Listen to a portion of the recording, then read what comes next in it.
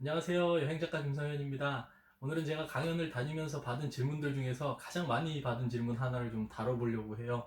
여행 강연 다니다 보면 어디를 가나 사람들이 궁금해하는 거 한 세 가지 정도가 있더라고요. 첫 번째 뭘까요? 장기 여행할 때 돈이 얼마가 드는지 사람들이 제일 궁금해합니다. 35개 나라 한 번에 여행할 때 돈이 얼마나 들었는지 질문을 많이 받았고요. 두 번째가 뭔가 하면 위험했던 적은 없었나요? 이런 질문이에요. 죽을 뻔한 적 없었는지. 요건 다음에 제가 이야기를 들려드리려고 합니다. 조금 더 기다려 주시고요. 오늘 제가 이야기를 나누고 싶은 것은 세 번째 질문, 어디가 가장 좋았어요? 하는 질문입니다. 제가 여행 다녀본 나라가 한 50개 나라 정도가 되는데 사람들이 그 중에 어디가 제일 좋았는지 많이 궁금해 하더라고요. 오늘 그것에 대해서 한번 말씀드려 보겠습니다. 저의 최고의 여행지 베스트 3 꼽습니다. 시작합니다.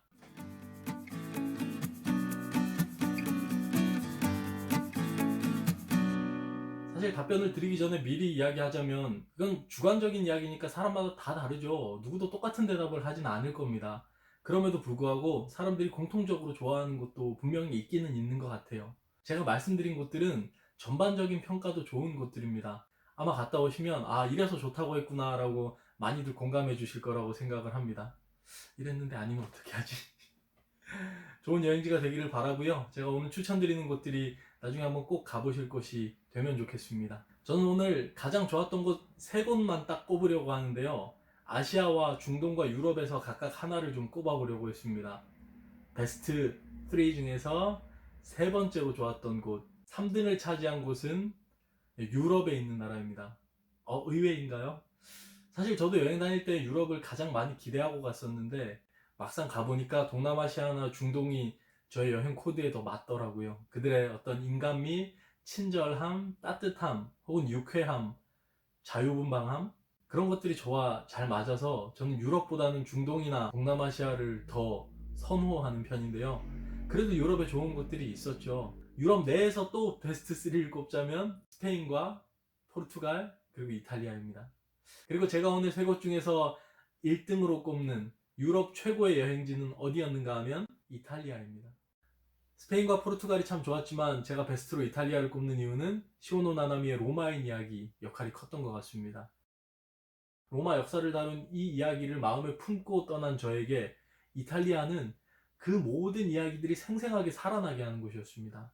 로마 가보신 분들이 많을 텐데요. 로마 같은 경우에 참 아름다운 도시인 게 현대적인 것들과 오랜 역사적 유물들이, 유적들이 참 아름답게 섞여 있습니다. 그곳은 뭔가 구분되어 있지 않아요. 유적지라고 해서 벽으로 높게 두르고 출입구를 하나만 두고 사람들이 잘 못 들어가게 하는 게 아니고요.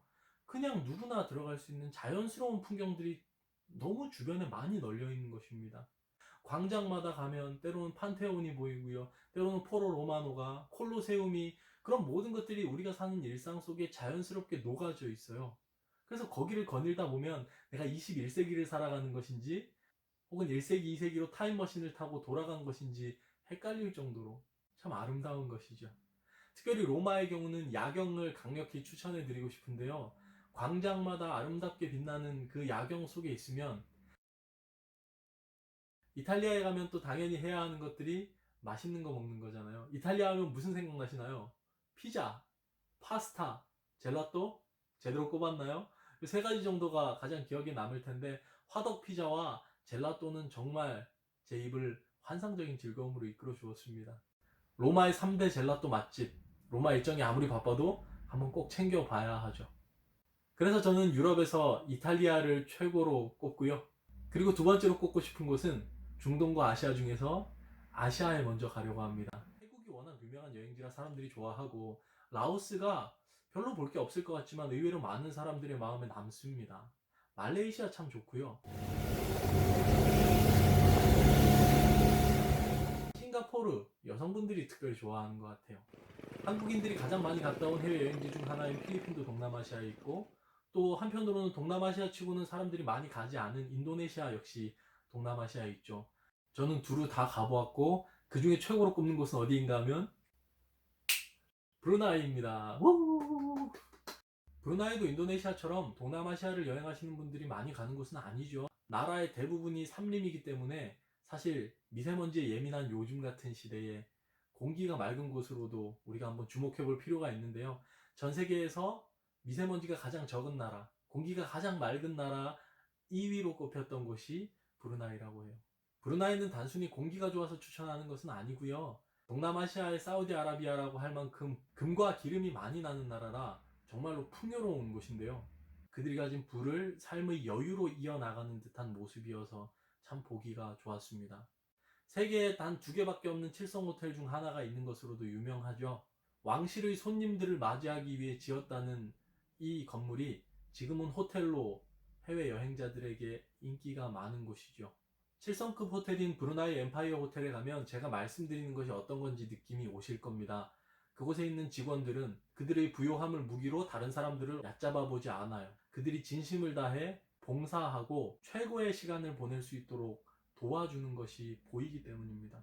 그래서 정말 왕실에 초청받아 간 것 같은 느낌? 제가 단순한 배낭여행자가 아니라 정말 이 나라의 국빈으로 특별한 대접을 받는 듯한 착각을 할 수 있을 정도로 친절하고 따뜻하고 배려와 여유가 넘치는 곳이었어요. 사실 브루나이는 이슬람 왕국이기 때문에 우리의 마음에 거리낌이나 약간의 편견이 생길 수가 있는데요. 정작 가면 어딜 가나 친절하고 사람들이 따뜻했던 곳, 그리고 이슬람 문화의 아름다움도 볼 수 있고, 그리고 사람과 자연의 조화로움 속에 살아감을 바라볼 수 있는 나라, 브루나이를 여러분께 추천해 드립니다. 이제 하나 남았죠. 저의 인생의 최고의 여행지로 꼽는 곳, 중동에 있는 파키스탄입니다. 파키스탄입니다. 파키스탄입니다. 아니, 좋은 나라 많이 다녀놓고 왜 하필 파키스탄을 1등으로 꼽느냐고 의아해 하시는 분들이 많더라고요.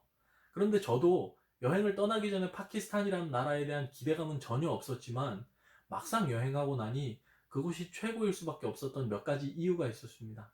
파키스탄은 참 더운 나라이지만 땀이 많이 나지 않아요. 정확히는 땀이 나지만 건조하기 때문에 그 수분이 바로 증발해 버린다는 것이죠. 잘못하면 탈수로 인해 쓰러지기 쉬운 곳이라 항상 물통을 들고 다니면서 수시로 물을 많이 마셔야 하는 곳입니다. 섭씨 50도를 오르내리는 그 나라를 여행하다 보니 사람들은 참 좋았는데 그 더위가 도저히 감당이 안 되더라고요. 그리고 저는 가난한 배낭여행자였잖아요. 늘 가장 싼 숙소에 살았기 때문에 제가 묵었던 숙소 역시 에어컨조차 없는 곳이었습니다. 공용 샤워실에서 샤워를 하고 방으로 들어오면 그 몸에 수분이 이내 땀으로 변했다가 다 증발해버려요. 침대에 좀 누워서 쉬고 싶은데 침대는 밑에서 장작이라도 떼는 것처럼 뜨끈뜨끈하죠. 천장에 있는 선풍기는, 실링팬은 빌빌거리면서 돌아가긴 하는데 뜨거운 바람을 불어내주니 이게 전혀 도움이 되질 않는 겁니다. 샤워하고 누워도 1분 만에 몸이 뜨거워서 어쩔 줄을 몰라요. 그러다가 좋은 생각이 하나 났습니다.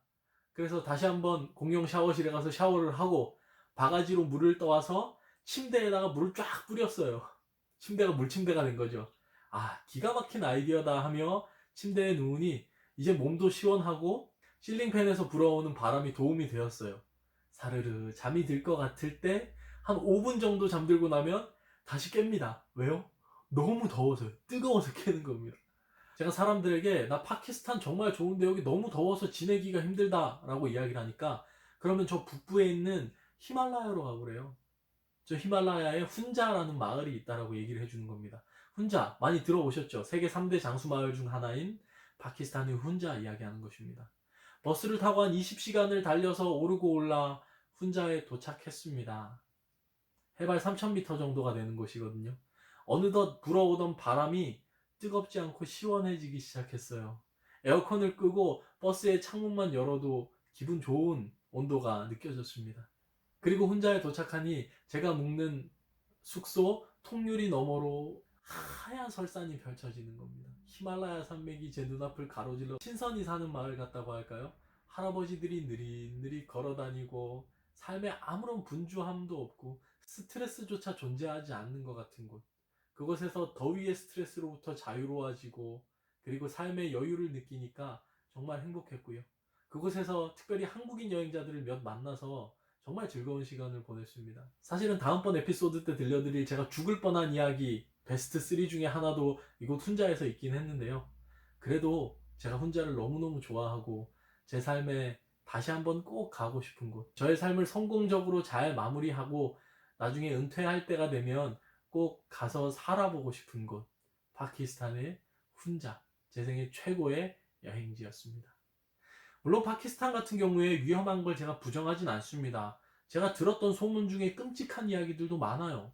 당시 파키스탄을 여행하던 한 프랑스 여성 여행자가 기차 안에서 여러 명의 파키스탄 현지인들에게 성폭행을 당한 이야기는 아주 유명하게 회자되었었는데요. 저는 파키스탄이 위험하지 않다고 이야기하지는 않습니다. 이슬람 현지인들에게서 많은 따뜻한 사랑을 받기도 했으나 한편으로는 늘 조심해야겠죠. 특별히 여성 여행자 혼자 이슬람 국가들을 여행하는 것은 저도 반대하고 싶고요. 왜냐하면 이슬람 계율에 의하면 자국 여성들을 대하는 것과 외국인 여성들을 대하는 것에 대한 개념 자체가 완전히 다르기 때문입니다. 여자 화장실까지 거의 스토킹하듯이 쫓아왔다는 이야기도 있고, 말씀드린 것처럼 백주대낮에 길거리에서 여러 가지 사건 사고를 당할 수도 있다는 것이죠. 이슬람 국가들에 대해서는 제가 나중에 좀 따로 준비를 해서 이야기를 들려드리도록 하겠습니다. 오늘은 제가 다녀온 나라들 중에서 제 마음의 베스트 3로 꼽는 3곳을 이야기를 드려보았고요. 여러분 마음에 드는 곳이 있나요? 꼭 한 군데 정도는 다녀오시고 그곳에 대한 개인적인 경험과 소감을 저에게 들려주셨으면 하는 바람입니다. 댓글창 항상 열려 있고요. 여러분의 좋아요와 구독은 항상 저에게 큰 힘이 됩니다. 오늘도 들어주신 것 감사드리고 늘 즐거운 여행자로 행복한 여행 하시기를 응원합니다. 다음에 또 돌아올게요.